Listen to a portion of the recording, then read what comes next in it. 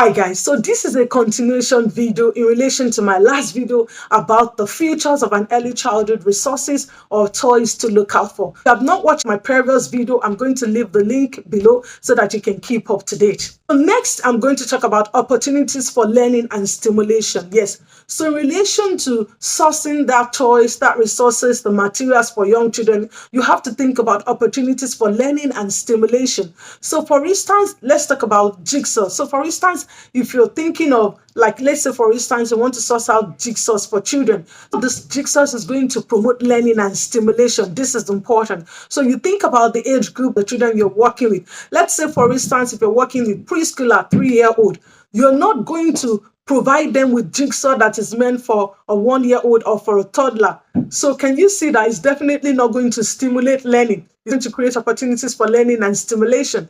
It's going to be a toy that is not going to challenge the children. So in relation to early childhood, it's important that you give the children opportunities to challenge them, to prompt their curiosity. So this is important. So in relation to the toys, the resources, the materials, you have to ensure that it promotes learning and stimulation, encouraging the children to make use of their imaginations, to think. This is important. For instance, storybooks as well. You're not going to give them storybooks that is so easy for them, that no learning attached to the storybooks, that they can't think of one particular thing that they learn from the storybooks. So it's important in relation to sourcing resources, materials, toys for young children. Think of how it's going to promote learning and stimulation. How it's going to using their imagination to think. It's going to encourage them to explore, to try out things. This is another element that you should think about. I'm going to talk about flexibility of use. Yes, this is important. So you need to think about the resources can be adaptable for many use. It's not just only, oh, you're getting a toy. It's not just only you're sourcing a toy that will promote one aspect of child development, for instance.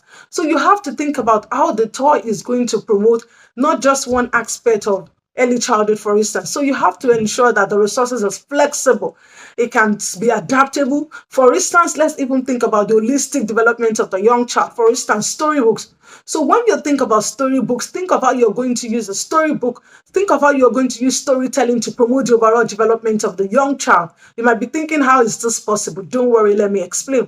So for instance, a storybook, if you have a storybook, encourage your children to flip the pages of the books, the storybook. So when they are flipping pages of the storybook, it's going to promote their fine motor skills, which is physical development.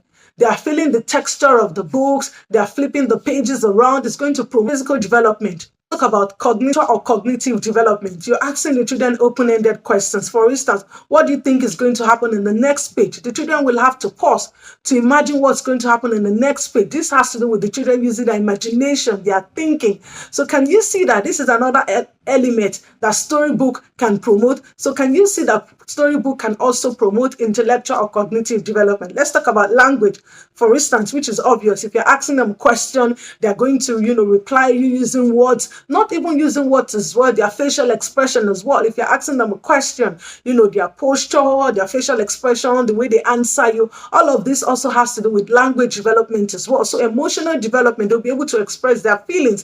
For instance, if they're enjoying the story, they're laughing, they're giggling, so it's promoting their emotional development. Social development, you're reading them a story in the midst of their peers, so this is definitely going to promote social development.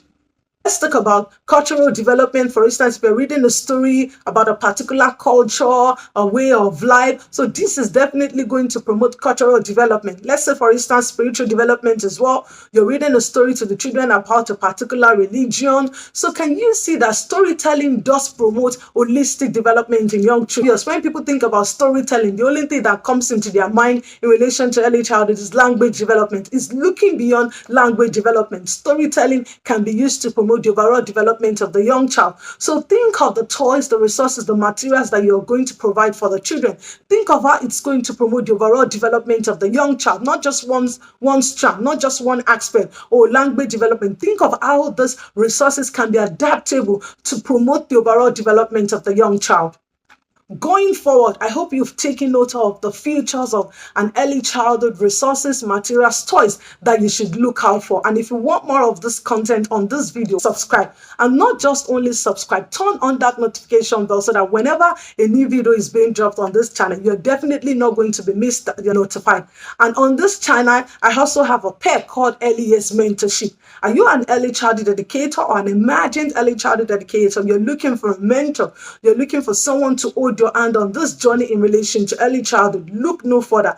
This is what I do on this channel. I offer a pack called Early Years Mentorship. So check one of my membership pack out. It's called Early Years Mentorship. It's a monthly meeting. It's a month, so location is not a barrier. It doesn't matter how, because you're not based in Ireland. No, that's not a barrier for you. This meeting is tailored to your need. It's monthly via Zoom. So I go with your availability. You might be thinking, I'm not available. I'm only available in the evening. Yes, I can also work with you in relation to your availability. So check this membership pack out. It's called Early Years Mentorship. And I'll be willing to have you as one of my mentors. I come your way next time. Stay safe and mind yourself for now. Bye.